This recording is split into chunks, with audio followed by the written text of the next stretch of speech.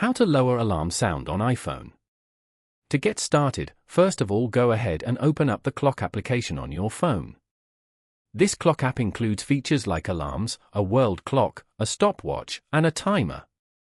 Go to the bottom panel and tap on Alarms. Over here, users can set multiple alarms with custom labels, sounds, and repeat schedules. For example, specific days of the week. Tap on any of your set alarms. You can view and edit the alarm information from here. Go to Sound as shown. You can view and explore all the different alarm sounds available on iPhone. Now, swipe down from the top right corner of the screen to open the control center. Go to the volume button and lower the volume or mute it. After that, go back and tap on Save at the top right corner. Now, go back and open the Settings application. Once you're here, scroll down and go to Sounds and Haptics.